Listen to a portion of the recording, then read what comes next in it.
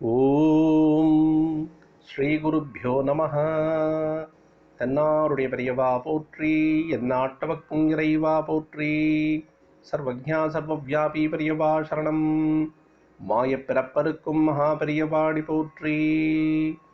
ஓம் ஸ்ரீ மகாமகணபதயே நமஹ. ஸ்ரீ சந்திரசேகராமிர்தம் அமிர்ததாரை 1188. தெய்வத்தின் குரல் 5ஆம் பாகம். அத்தியாயம் ஸ்ரீ சங்கர சரிதம். இதன் இன்றைய புதிய தலைப்பு ஷம்பு ஷம்கரரானார். அஜ்ஞானாந்தர்கஹனபதிதான் ஆத்ம வித்யோபதேசைஹி த்ராதும் லோகான் பவதவசிகா தாப பாபஸ்ய மானான் முக்த்வா மௌனம் வடவிடபினோ மூலதோ நிஷ்பதந்தி ஷம்போர்மூர்த்திஹி சரதி புவனே சங்கராச்சார்ய ரூபா. பின்குறிப்பு: மாதவீய சங்கர விஜயம் 6வது அத்தியாயம் 60வது ஸ்லோகத்தில் அஜ்ஞானாந்தர் ஸ்லோகம் குறித்ததாகும்.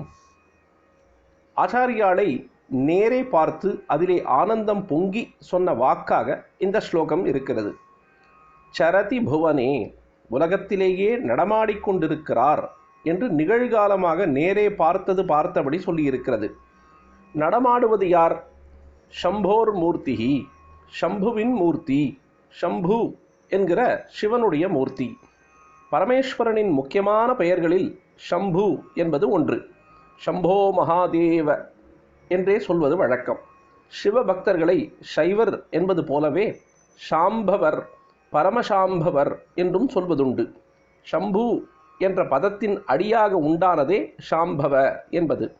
ஷம்பு பத்னியான அம்பாளை ஷாம்பவி என்று சொல்வார்கள். பலவிதமான தீட்சைகளில் ஷாம்பவி தீட்சை விசேஷமானது. சரி, ஷம்பு என்றால் என்ன? பரமசிவனுக்கு ஏன் அப்படி பெயர் ஏற்பட்டது? ஷம் என்றால் நித்திய சுகம், இன்பம் என்பது பொதுவாக சொல்கிற அர்த்தம்.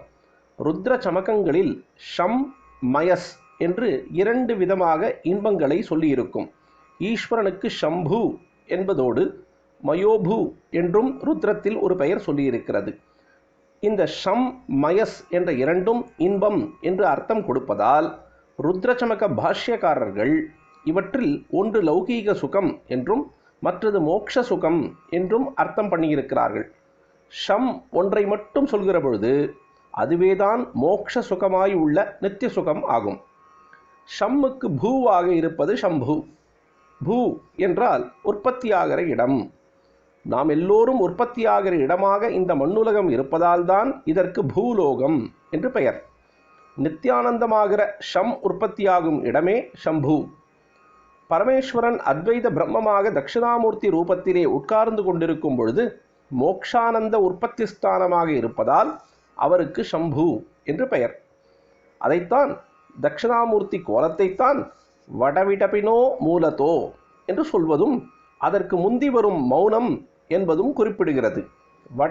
வடவிடபி என்றால் வட விருட்சம், அதாவது ஆலமரம். ஆலமரத்தின் அடியிலே அதன் வேரில்தான் தட்சிணாமூர்த்தி உட்கார்ந்து கொண்டிருப்பார். அவர் வடவிடபி மூலஸ்திதர். மூலம் என்றால் வேர். அவர் மௌனமாக இருப்பவர். ஏன் அப்படி? பேசுவது என்றால் பேச்சை கேட்க இன்னொருத்தர் இருக்கணும். தனியாக உள்ள பொழுது பேச்சுக்கு இடமே இல்லை. அவர் தன்னை தவிர வேறு எதுவும் எவரும் இல்லை என்று தெரிந்து கொண்டிருப்பதான பிரம்மஞானத்தின் சுரூபமாக இருக்கிறவர். அதனால் மௌனியாக இருக்கிறார். பேசுவதற்கு விஷயம் வேண்டும். விஷயத்தை நினைக்க மனசு வேண்டும். இவரோ மனசு என்ற மாயா பதார்த்தம் அழிந்து போய்விட்ட சத்திய நிலையில் இருப்பவர். மனசு நினைப்பு எதுவும் இல்லாத பொழுது வார்த்தை எப்படி எழும்ப முடியும்? அப்போது மௌனமாகத்தானே இருக்க வேண்டும்.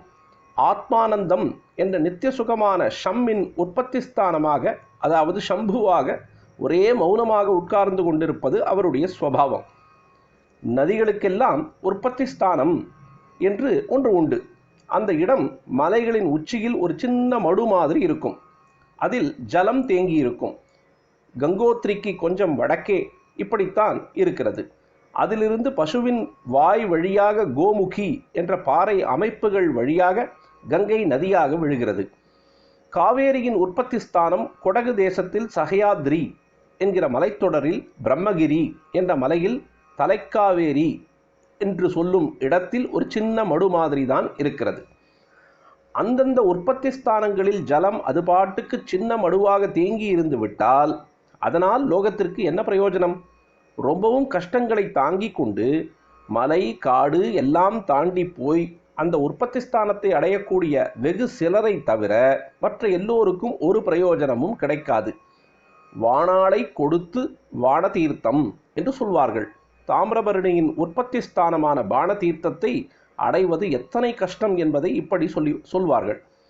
அலை அடிக்காமல் சத்தம் போடாமல் இருந்த இடத்திலேயே தேங்கியுள்ள மடு அந்த உற்பத்தி ஸ்தானத்தை விட்டு புறப்பட்டு அலை அடித்து சத்தம் போட்டுக்கொண்டு நதியாக பாய்ந்தால்தான் லோகத்திற்கு பிரயோஜனம். தட்சிணாமூர்த்தி சம்புவாக இருந்த இடத்திலேயே சத்தமில்லாமல் மௌனமாக ஒரு மடு மாதிரி ஊற்றின் உற்பத்தி ஸ்தானம் மாதிரி இருப்பது வழக்கம். ரொம்ப கஷ்டப்பட்டே ஒரு நதியின் உற்பத்தி ஸ்தானத்திற்கு சில பேர் மட்டும் போய் அந்த தீர்த்தத்தினால் பிரயோஜனம் அடைகிறது போல கஷ்டமான சாதனைகளையெல்லாம் பண்ணி முடித்த பெரியவர்களான சனகாதி மகரிஷிகள் போன்றவர்கள் மட்டுமே அவரிடம் போய் ஆத்மார்த்தமான பிரயோஜனம் அடைய முடிந்தது. அப்படிப்பட்ட மகர்ஷிகளிடமிருந்தும் மற்றும் அநேக மகான்களிடமிருந்தும் லோகம் பிரயோஜனம் அடைந்து வந்தது. நேராக லோக ஜனங்களால் அத்தனை சாதனை செய்து தட்சிணாமூர்த்தியிடம் போக முடியாது. இப்போது, அதாவது சுமார் 2500 வருஷத்திற்கு முன் லோக ஜனங்கள் மகர்ஷிகளின் உபதேசங்களை தள்ளிவிட்டு தப்பான உபதேசங்களையே எடுத்து கொண்டிருந்தார்கள். சரியான வழியை விட்டு அடர்ந்த காட்டுக்குள்ளே போய் அகப்பட்டு கொண்ட மாதிரி ஆகிவிட்டார்கள். அதைத்தான் அஜ்ஞானாந்தர் ககனபதிதான் என்று ஸ்லோக ஆரம்பத்திலே சொல்லியிருக்கிறது. அஜ்ஞானம் என்கிற அடர்ந்த காட்டின் நடுவில் மாட்டிக்கொண்ட ஜனங்களை என்று அர்த்தம். அமிர்தம் தொடர்ந்து பொழியும். பிரதோஷ சங்கர பிரத்யக்ஷ சங்கர தென்னாருடைய பெரியவா போற்றி, எந்நாட்டவர்க்கும் இறைவா போற்றி, சர்வஜ்ஞா சர்வவியாபி பெரியவா சரணம், மாயப்பிறப்பருக்கும் மகாபெரியவாடி போற்றி.